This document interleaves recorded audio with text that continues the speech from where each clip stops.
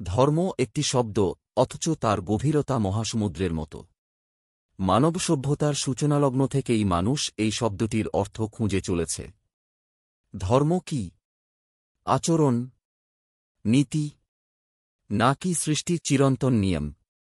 যুগে যুগে ঋষি, দার্শনিক ও জ্ঞানীরা এই প্রশ্নের নানা ব্যাখ্যা দিয়েছেন। তবু এর মূলে আছে এক অতি সরল সত্য: ধারণ করা, রক্ষা করা এবং স্থিত রাখা। ব্যুৎপত্তিগত বিশ্লেষণ। ধর্ম শব্দটি এসেছে সংস্কৃত ধাতু ধ্রি থেকে, যার অর্থ ধারণ করা, স্থির রাখা বা সংরক্ষণ করা। ধ্রিয়ম অর্থাৎ যা ধারণ করে, রক্ষা করে, স্থিত রাখে, সেটিই ধর্ম।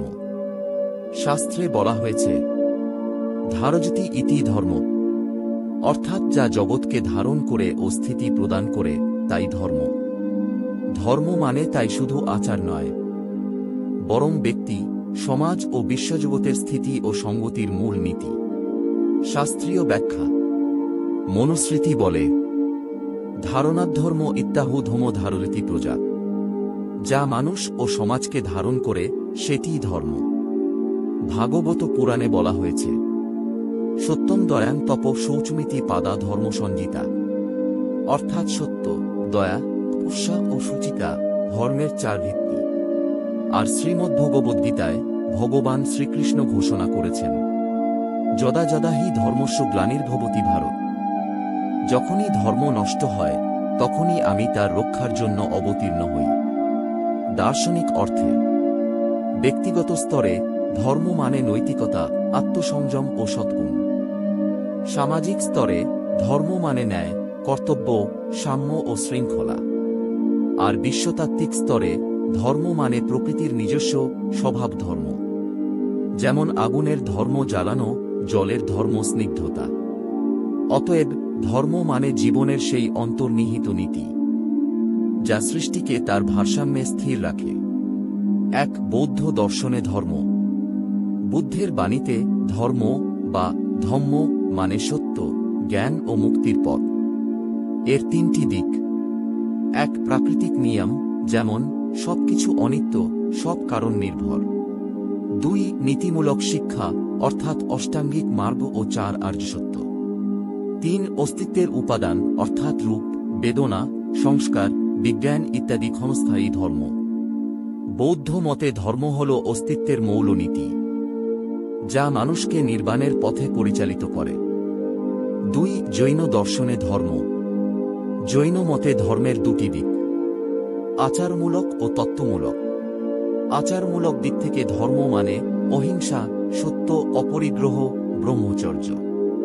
আর তত্ত্বমূলক অর্থে ধর্ম ও অধর্ম দুটি পদার্থ বা দ্রব্য। ধর্ম দ্রব্য জীবকে গতি দেয়, অধর্ম দ্রব্য জীবকে স্থির রাখে। অতএব জৈন মতে ধর্ম কখনো নৈতিকতা, আবার কখনো বিশ্বগতির অন্তর্নিহিত মাধ্যম। তিন বৈদান্তিক দর্শনে ধর্ম।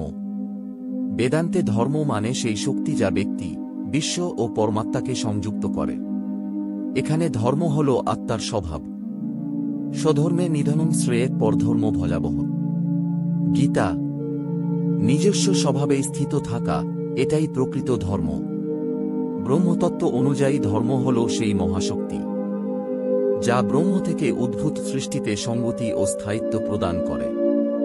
ধর্মের দ্বৈত রূপ, বস্তুগত ও চেতনার। বিশ্লেষণে দেখা যায় ধর্মের দুটি দিক: একটি বস্তুগত ধর্ম, অন্যটি চেতনার ধর্ম। বিশ্ব ব্রহ্মাণ্ডের প্রত্যেক বস্তু বা প্রাণীর নিজস্ব স্বভাব রয়েছে। যখন সেই স্বভাব ভঙ্গ হয়, তখনই জন্ম নেয় অধর্ম, যা সৃষ্টি করে বিশৃঙ্খলা, সংঘাত ও প্রলয়। আর যখন সেই বিশৃঙ্খলার অবসান ঘটে, চেতনার মাধ্যমে পুনরায় শৃঙ্খলা ফিরে আসে, তখনই ধর্ম পুনঃপ্রতিষ্ঠিত হয়। চেতনা এখানে এক মহাশক্তি, যার মধ্যে সৃষ্টি, সংরক্ষণ ও ধ্বংস তিন শক্তিই নিহিত। সে যেন এক মহাকুশলী কারিগর, যিনি ভেঙে, গড়ে, পুনর্গঠিত করে বিশ্বজগতকে। চেতনার ধর্ম ও মানবজীবন।